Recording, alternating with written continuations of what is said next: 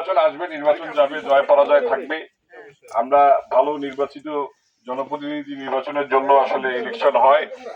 আর সবচেয়ে বড় কথা হচ্ছে নির্বাচিত জনপ্রতিনিধি হোক বা নির্বাচনে যারা প্রতিনিধিত্ব করবে তাদের একটা জবাবদিহিতা থাকা উচিত আপনাদের কাছে। তো আব্বাই আসলে আজকে আসতো আপনাদের কাছে, যেহেতু জরুরি কাজে আমাদেরকে ঢাকা যাওয়ার কথা দুজনে। তারপর আমি পশ্চিমাঞ্চলের ইউনিয়ন গুলো ভাবছি যে আমি একদিন পরে যাই, আগামীকালকে যাই, আপনাদের সাথে দেখা করে যাব।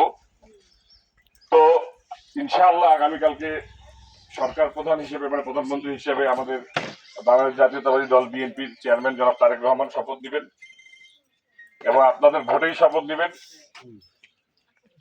এবং ওনার কথা যে সনাতনীদেরকে ভোট সেন্টারে নিতে হবে, অন্তত আলহাজ শহীদুল সাহেবের নেতৃত্বে জলঢাকা উপজেলা যে সনাতনীদেরকে ভোট সেন্টারে নিতে পারছে সেই জন্য আপনাদের কাছে আমি কৃতজ্ঞ। আমরা আমাদের চেয়ারম্যানকে দেয়া কথা রাখতে পারছি এবং এটাও বলে যাচ্ছি যে আমরা কথা দিলে কথা রাখি, হারার পরেও কিন্তু দেখা করতে আসছি না। এখন অনেক ভোট পাইছি, 90,000 ভোট পাইছি, আপনারা অনেকেই ভোট দিচ্ছেন। এতগুলো লোকের একটা দায়বদ্ধতা আমাদের উপরে চাপছে, আপনাদের বিপদে আপদে।